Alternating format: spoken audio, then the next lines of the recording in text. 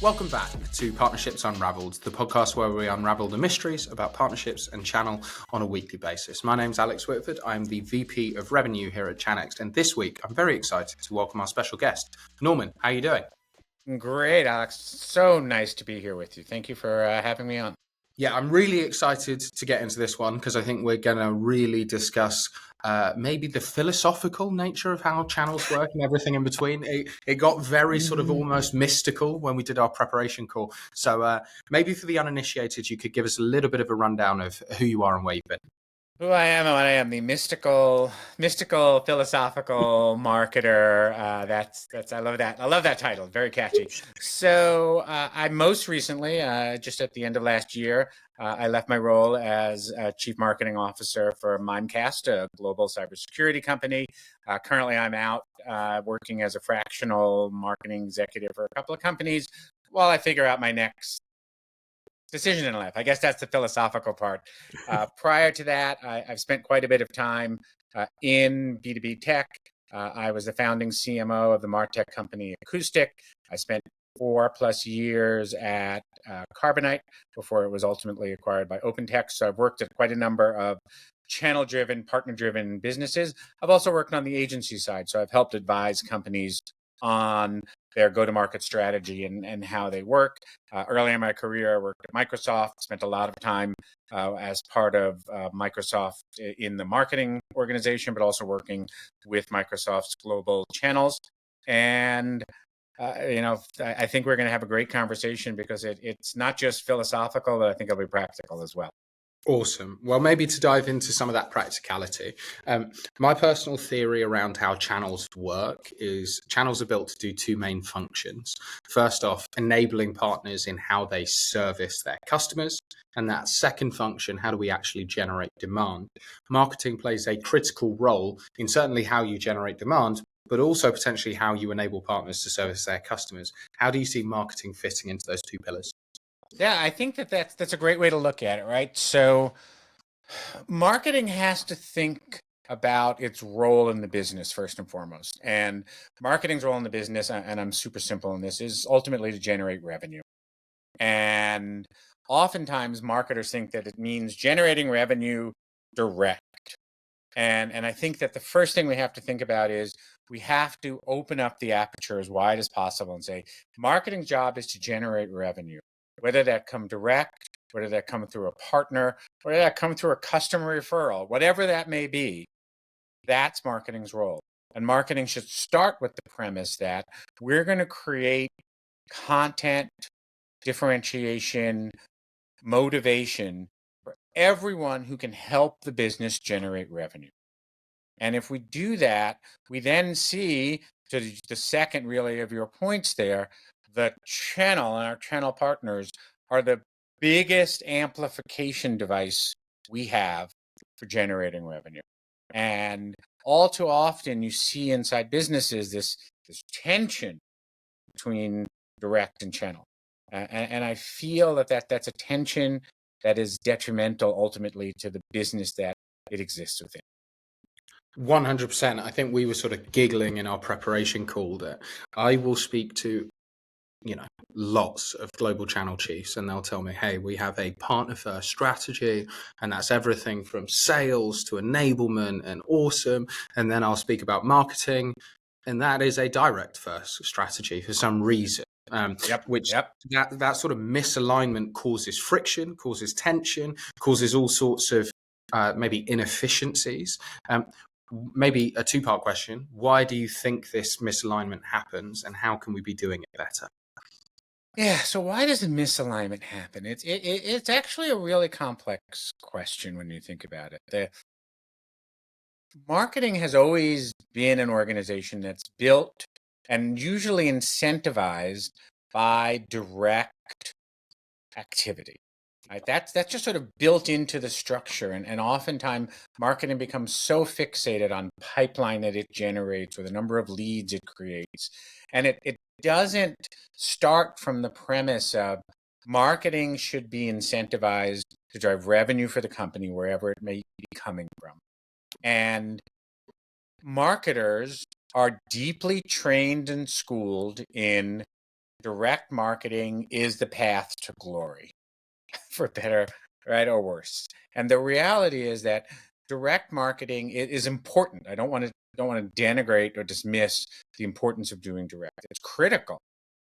But marketing, for some reason, has become hyperfixated on that. And how often have marketers seen or even prepared a deck? Here's our marketing strategy for Q2 or fiscal 26. And then you go through 117 pages, and then there's one page, and then here's the partner piece. That just doesn't make sense. And it feels like, and I want to be thoughtful about this because it's a challenge we've all faced, right, Alex? If you just step back for a moment and you ask yourself, I'll make a number up. I have 50 salespeople. I want to make sure they can tell the story. I have a customer database of 50,000 names. I want to make sure that I get out to them. I have a potential market of another 300,000 potential in my, ICP. And somehow you forget that partner over there, which is probably 3 times your size or bigger, probably has all 300,000 of those ICP in their database. Why am I not figuring out how to embrace and extend? Yeah, I've got a pet theory, and you've sat on the other side of the aisle, so you can maybe qualify if it's true.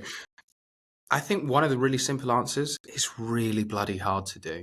Channel is complicated. And so, it's why I see so many organizations go direct first, which I sort of actually don't think is necessarily a bad strategy. You get loads of great feedback and data from customers if you go direct.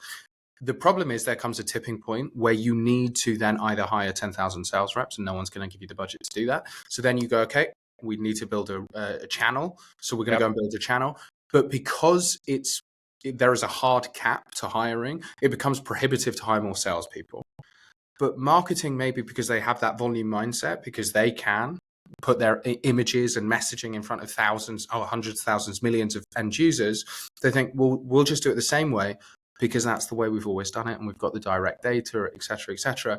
But if the left hand and the right hand don't coordinate properly, we are just, at first principles, we're never hitting the level of effectiveness that I think we could hit.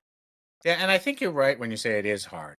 It is really difficult to do some of these things. I recall back years ago, I wanted to set up a program where we could allow our channel partners to have customized search advertisements for particular geo markets or other segments they were going after. On paper, it should have worked. In talking with Google at the time, it should have worked. In practice, it was just an insurmountable, complex thing. This was a number of years ago. The tools get better, the platforms get better. But I think it's so easy for me to jump online and actually literally be able to launch a campaign direct today, like that.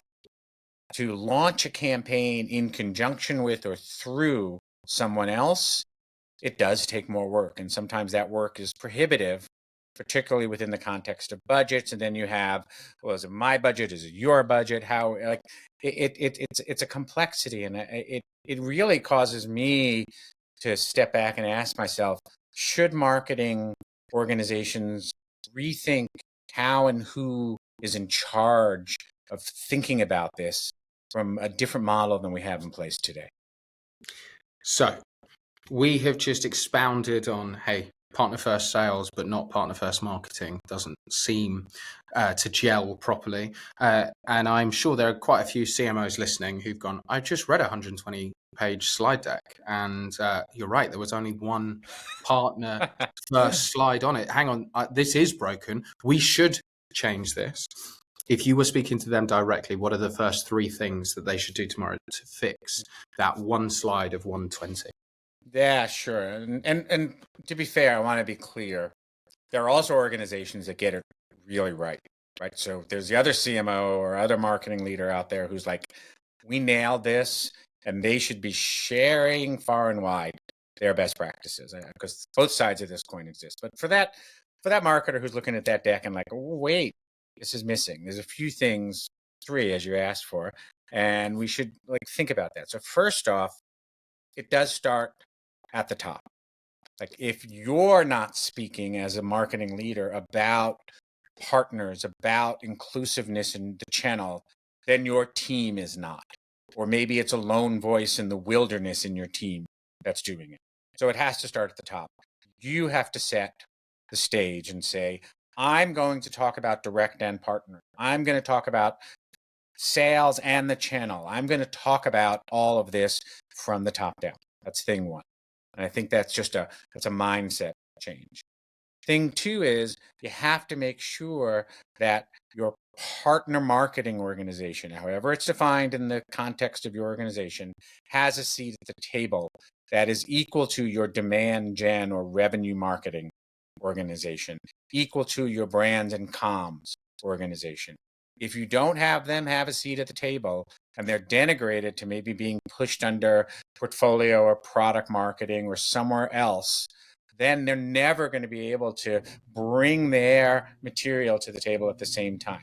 Planning campaigns means you plan campaigns for all audiences, not just for one audience. So that's thing 2. And then thing 3 is you have to work with your peers internally, because that slide deck is not only a function of marketing, it's a function of the interactions between marketing and revenue, between marketing and finance, between marketing and operations teams.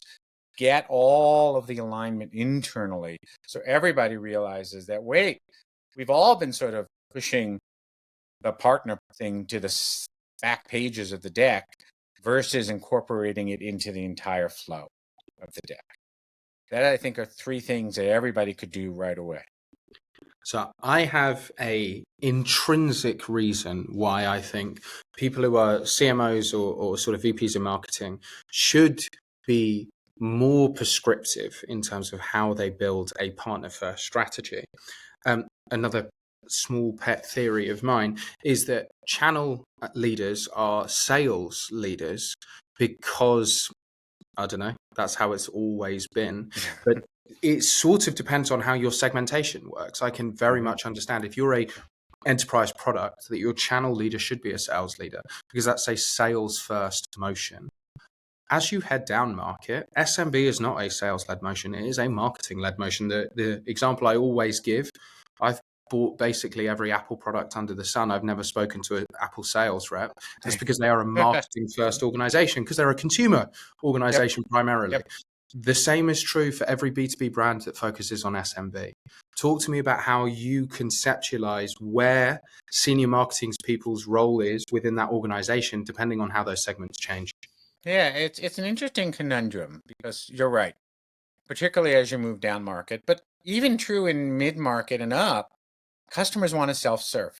Customers want to be able to have their journey, do their knowledge discovery, trial a product where appropriate, and be able to just download it and run with it. And they don't get involved in sales. In fact, it's the organizations that are trying to push salespeople on customers versus customers are like, hey, I don't want this. I just want to do it. And I just went through this myself, actually, as an example here, because I think it's a good one of purchasing some B2B software, be to small business, as I wanted to set up some back-end accounting for the business I'm running myself right now. And I could do it all self-serve. I did my own discovery self-serve. And then after I'd already given them my credit card, I got an email saying, hey, can we help you with some additional things? That's when it came in. So that connection comes in after the fact. Now, when you think about this in the context of organizations, how do you plan those journeys, and how do you plan your marketing organizations such that they know when not just to hand off potentially to sales, but to also bring in a partner, particularly if it's an implementation partner or a delivery partner, right? And sometimes you just want to be able to purchase through a partner. So marketers have to actually do something that marketers don't do often enough. And I want to emphasize this. Understand what happens after the initial marketing touch. Understand the full flow of what happens, and then work backwards from, oh, wait, 2 steps down the line, a potential partner is going to look to them to be able to do fulfillment. How do we make sure we bring that experience and the knowledge of that into what we're doing in the earlier parts of the campaign or the earlier parts of the web experience, whatever it may be, such that we pay it off beautifully down the line? Right? How many times have you seen partner finders on websites, right? Which just becomes here's a list of 12 partners, right? Which you're like, okay, I knew who those 12 were because there's only 12 that serve this business. Like, what can you do that's actually more helpful to me? That then means you have to, marketing and sales have to have strong one-on-one relationships with all of their key partners. Yeah, the other piece as well that I think is so interesting when you sort of consider that different segmentation is the velocity of the business, right? And when we talk about SMB or even consumer, right, the velocity is extremely high. Right. And so the function of marketing or the prioritization of marketing changes in that higher velocity model because more of the responsibility is driven towards marketing, because they have to carry on more of that sales cycle. If it's education and nurture before they even speak to us, right? It's very brand stuff, or it's aftercare because it's, hey, you should drive feature adoption, which improves our NRR. Marketing can take a greater and greater responsibility, and I've sat in those meetings, it's something I don't see enough because we're too busy talking about here's our partner acquisition program and here's how our CAMs are going to do this spiff. And I'm like, this isn't solving the one problem that I see in channels time and time again. We don't have enough pipeline. It's the number one constraint on every partner globally says, I want more pipeline. Give me leads is the number one request. And every brand says, no, go away, build your own leads. And yet we sort of all have that conversation as sales leaders. And yet no one thinks, maybe we should get marketing involved to work out how we can, help generate leads or coordinate generating leads together. How do you think, again, if you're advising that CMO, how would you encourage that CMO to bring a plan to a CRO or to a channel chief to say, hey, we should be having a more important seat at the table, or there should be more of us at the table?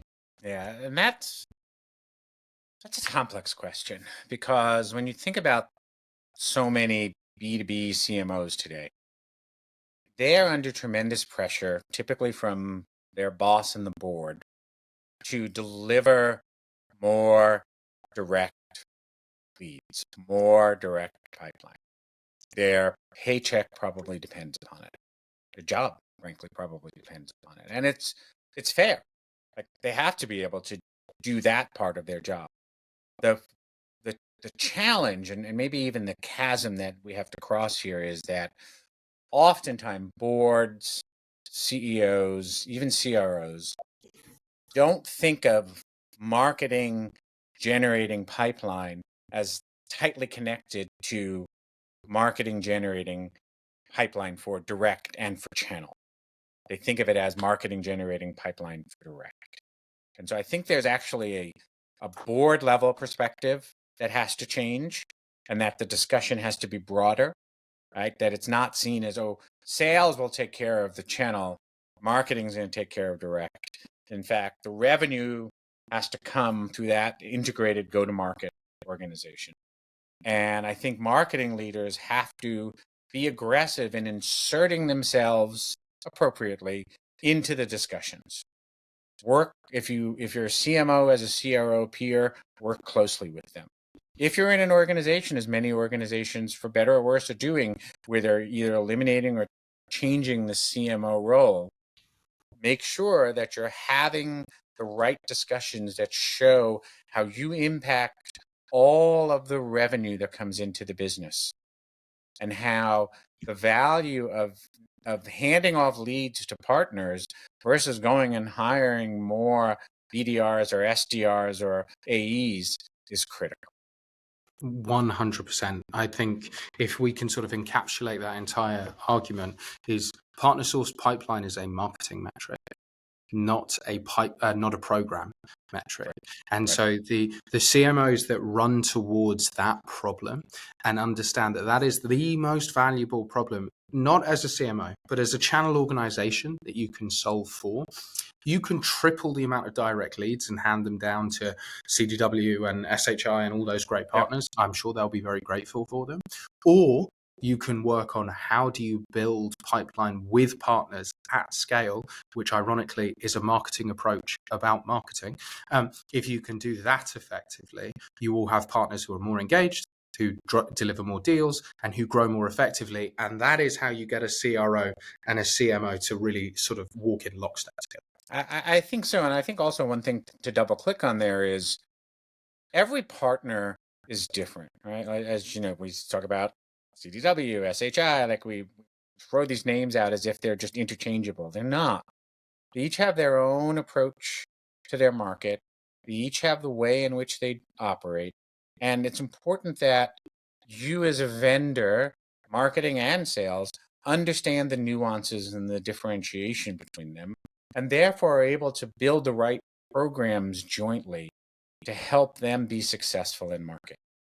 Like you often see this sort of dismissive tone, I think, that you sometimes can happen inside vendors, like, well, they can just replace us with another vendor. Like, what are we going to get from this engagement? And you want to turn that around into, they could replace us with another vendor. How are we going to make sure that doesn't happen?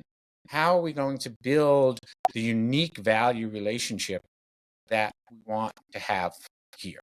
Yeah, and to me, and I think this is where we can sort of finish, unless you wildly disagree with the next statement, but I don't think you will. It comes down to the 3 Ps, but I think we get them in the wrong order, which is people talk about product, which is very interchangeable, but what's not interchangeable is program and personnel, which is how well is your program set up to make that partner successful, and how good are the people that interact with the partner, whether they be sales reps, marketing reps, or whoever. If your program really brings value, they make a lot of money and they get a lot of leads because they've built them or you've given them, but there is some level of value coordination there. And the people who are running that program into them are a joy to work with. That beats product every single day of the week. And yet I hear so many brands talk about, hey, here's why our product is truly unique. And the honest answer is, I don't care how good your product is, it's not as unique as you think it is.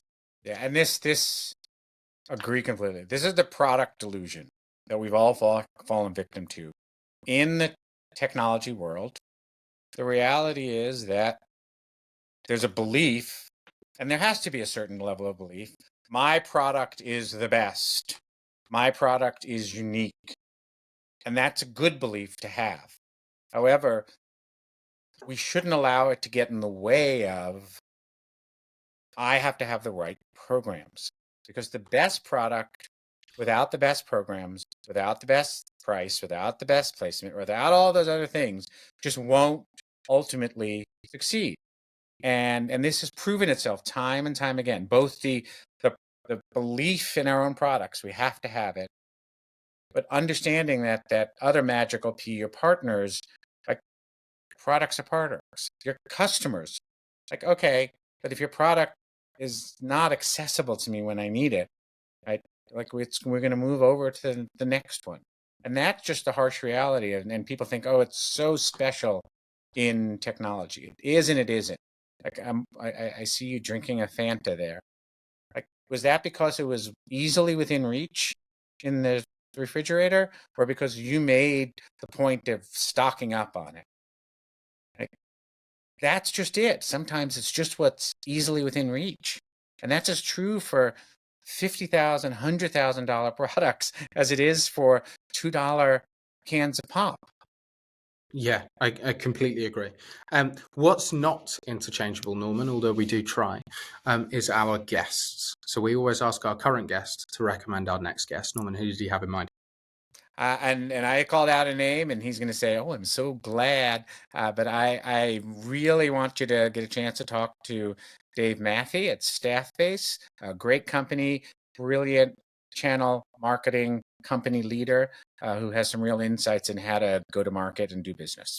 Awesome. Dave, we're coming from you. Norman, thank you so much for sharing your mystical and mythical insights today. It's been awesome. It was as mystical and mythical as I could make it, but it was also super pragmatic, and really appreciated the time, Alex. Thank you. Awesome. Thanks, Norman.